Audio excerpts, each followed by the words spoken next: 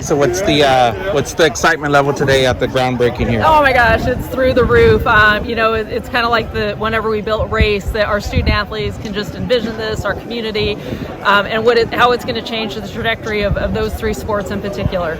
What are the biggest ways it's going to impact the basketball and volleyball programs to have this building? A lot of ways. For our current student athletes, it's providing them really like the hub of UTSA, the services that they need to be competitive. We hear this all the time from our student athletes. They want to be honing their skills, and this is going to give them that opportunity. And then from a recruitment standpoint, facilities do still matter. We know NIL matters, but facilities matter. Karen and Austin get that question a lot is, where can I hone my skills? And now they're going to have that home. You guys have talked a lot about trying to be competitive in the American Athletic Conference. Does this building put those programs on par, or is there still work to do? Yeah, there's always work to do, but this facility is in the right direction. From a facility standpoint, this, in addition to the Race facility, really puts our facilities on par with the rest of the league, for sure. Has anything changed about kind of the planning as you've gotten closer and closer to the groundbreaking, or is it all pretty consistent? No, it's been all pretty consistent. Of course, getting a lot of input from our coaches on how they want things configured. So there's been, minor changes, but the vision still is to provide practice courts, to provide office space, to provide a creative lab where they can, use social media. So strength and conditioning, sports medicine, all the major elements that they need to be successful. What's the schedule like?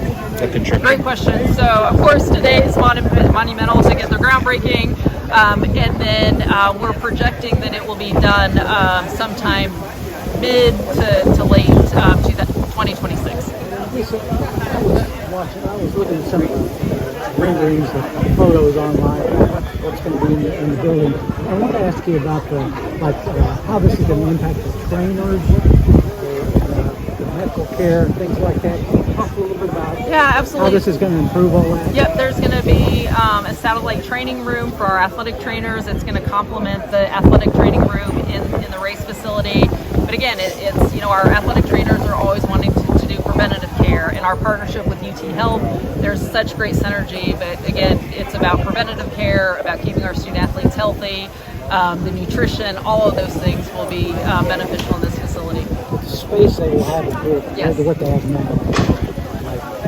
Oh yeah, right now there's really no space in the competition center, so this will be a much better place to complement the Race facility. Lisa, I know there was a lot of donations for this project, but does this get off the ground without the support from the county and the city? Absolutely not. The county and the city, those were our lead gifts at $5 million each. That was what got this project moving as soon as those were approved. So that's the reason why we're getting this going, and then of course all the other contributions. But those two lead gifts is what got us moving. Are the baseball and softball development centers still next, or what's on the agenda going forward? Absolutely. We're already in planning stages for softball and baseball. Of course, we're still looking at covered practice facility. We're also looking at a nutrition center.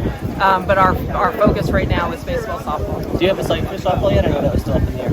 A site for softball? Or where the development building's going to be? Yeah, still looking at different options. Gotcha. Will this be one building, Lisa, or one for each sport? For softball and baseball, it'll be two separate buildings. Oh, okay. Yeah. And the purpose of what's the Yeah, it'll be a player development area, so indoor, batting cages, pitching tunnels, locker rooms, team meeting room, those sorts of things. weight room down there? Probably not a weight room. Lisa, how much has the landscape changed the last few years with, the portal and now revenue sharing, and what's been the challenge overall in trying to weigh facilities versus those needs? Yeah, you know what? They're all important. We've heard Coach say this, and I've said it before, that 7 years when I got here, it was facilities. Now it's facilities and NIL, rev share, student athlete experience. So they're both equally important. I think Gene said it best today, that there's, we have to find more support in both those. This student athletes still care about facilities. We still get that asked during recruiting visits. I don't think there's a coincidence that hiring Jeff, building this facility, the success we've had, it's not a coincidence that this facility has helped in that. So facilities are still very important to recruits, but equally important is the rev share and NIL. From just a general standpoint, where do you stand on revenue sharing? And what do you mean? Where do we stand? Like, what's the department's stance on, like, what do you guys plan to do, and like what can you share with us? Yeah, in terms of rev shared, I think we're like every 130 Division I programs right now is that we're being creative, that we're going to have to, there's not one institution in this nation that just has $20 million sitting around. Everyone is figuring out, how am I going to generate that revenue? And from special events to more fundraising campaigns, to more selling of season tickets, and those are all going to be things that help us generate that revenue to give back to our student athletes. So it is really important to us. We know that is where our industry is, and if you don't embrace it, we're going to fall behind. And if our community continues to want to have championship caliber programs, particularly in football, we're going to have to find ways to generate that revenue through the things I just talked about. Is there a firm number you guys want to be able to hit for revenue sharing next year? I think we're constantly asking our coaches, what that would look like to have a competitive team, and we're still gathering all that information. What's obviously hard is there's no market right now, right? And that's part of the NCAA's goal, is to help us understand what that market is. So as we get more information, we'll have a better understanding of what that goal is. Is there, a deadline or pressure to have that in mind? Because I know the rosters are coming together and the athletes want to know. Yeah, absolutely. I think, any recruiting advantage we can get, and anything that we can tell our student athletes, and our coaches have managed that really well. We're recruiting. We're obviously on the recruiting trail right now, and just sharing what we can. Do you have to weigh that when you talk about like future facilities projects? Would the money be better spent towards revenue sharing? Is that a balance? Yeah, it's a great question. So we constantly talk to our coaches about it and ask them, what are your priorities? You ask a coach Hallmark, NIL is very important, but his facility is a priority.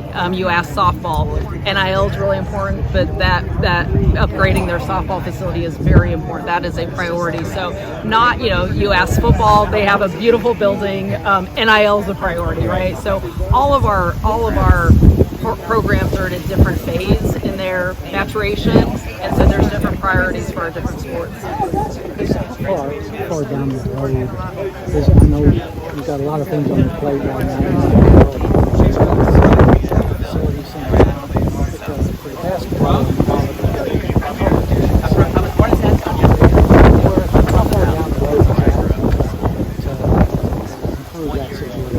Yeah, obviously we are constantly looking at the Convocation Center. We know that that's probably going to take a public-private partnership to get that done. So it is on our radar, but we know we have some other projects ahead of that before we start focusing on that. But you still want to go on campus? Absolutely. Thanks, Lisa. Appreciate it. Thank you.